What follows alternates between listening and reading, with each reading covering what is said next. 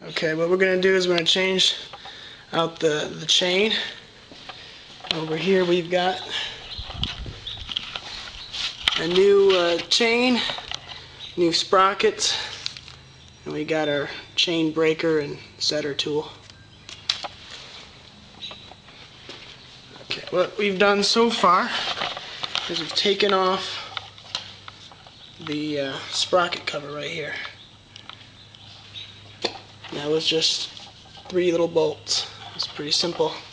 The other thing we did was the clutch cable right here was held on by 2 bolts, and I took that off. We're going to move this to the side, and we're going to get at that big bolt right here with this big ass air gun. And Steve is going to do that while I sit on it and hold the rear brake. Alright. Ready? Yeah. Well, I don't know if you have to stand on it, but you could probably just stand on the right side. Okay. That way I got room to move.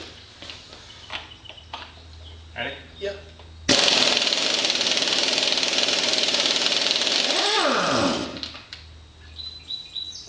That's how you take a nut off.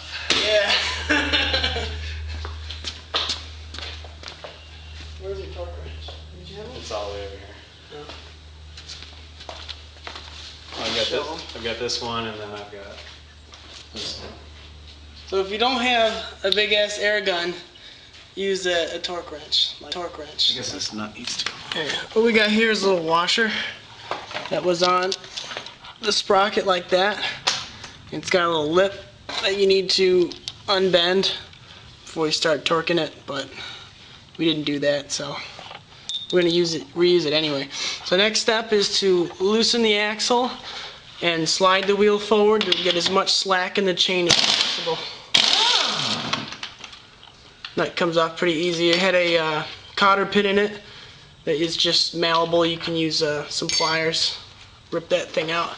So we're loosening the axle bolt. There's the axle right there, and you can see there's a little bit of play. That's how you tighten your chain if you need to. And we've got a couple screws here, or nuts rather, that we're gonna loosen so this thing, whole wheel is gonna slide. Okay, what we're gonna do now is we're gonna have one guy take the chain and pull it offline. Now that we've made a lot of slack, I'm just gonna rotate the wheel, and the chain's gonna come off the sprocket. We pulled the axle, but sometimes I'll leave that on. That's probably... You just want to take it off the... Yeah, if you just pull offline. You want it off the rear one first? Yeah.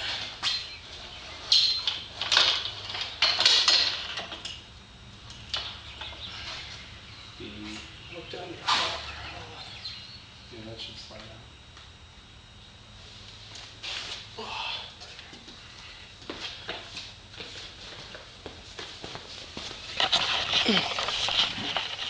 So now we have the rear wheel off, and the chain is just kind of chilling out. And you can, this one's trash, so we're just going to leave it on the cement right there. And we're going to pull the other sprocket off. And we're going to use our chain breaker tool to break this thing. If you don't have a tool, you can use a sledgehammer and a chisel. Or a Dremel with a cutoff wheel. Or a Dremel with a cutoff wheel. Since I'm too cheap to buy the right tool. Yeah, so, yeah, here's the wheel. Now they got spacers on them right here. This one's kind of stuck in, but I can just pull it out like that. So you want to make sure you don't lose it. I'm going to just press that right in. And you may notice this is loose and just pulls right out. Well, it's not broken. It's supposed to do that. And in here there's some rubber. That's your cush drive. That just makes things a little cushier when you're slapping on the throttle. So try not to drop things, because this stuff falls apart pretty easy. I just did it with one hand. So now we're gonna cut the hell out. So now we're cutting through the train with the Dremel tool.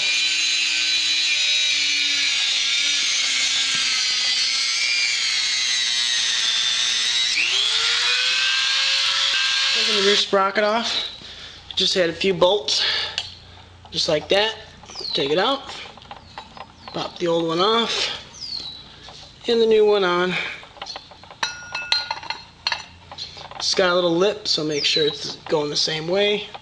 Have a friend hold the bolts on the other side, torque it down. 41 foot-pounds for the SV.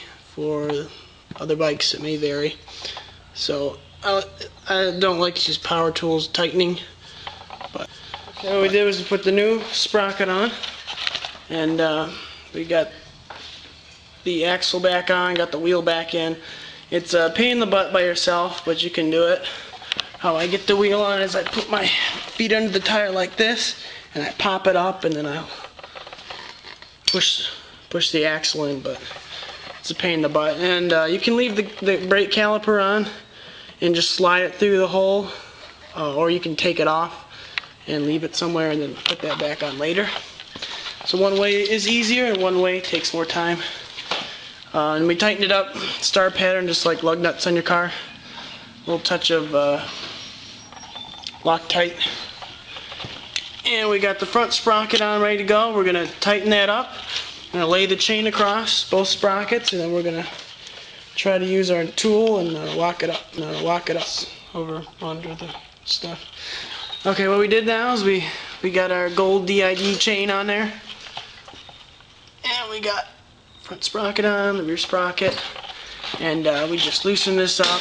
We pushed it forward, and we're going to just lay the chain on, and now we're going to get our tool and we're going to put the little link inside. And there's the link that we're going to stick in there. Or that one. There we go. Nice and pretty. There's the cool bike. The cool bike. You know what he's doing is he's lubing that thing up. So he's just using a little grease packet that it came with. And he's getting the lube packed in there. And then we're going to put on those washers. Then we're going to slide it in and then squeeze it with. Okay, I wanted to show you what the tool looks like. It looks like this. Can you see that? Okay, so it's got two pieces. It's got one piece with sort of a little divot in there. That's what's going to press it on. And it's got one piece here that has like a little point, and that's going to squish the rivet. And this thing is very simple. Just slide the thing in the piece,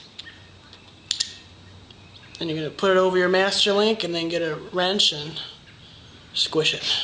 So, nothing scary, nothing scary. Now what we've done is we're torquing down the front axle. So what we did was we put a bar right here under the wheel. We put the glove on it just so it doesn't mark up, so that way the wheel doesn't turn. I was standing on the rear brake, but there wasn't enough pressure to keep the wheel from turning when we're torquing this, so that's what we did. And what we're trying to do right now is there's a lip little thing that we had to undo.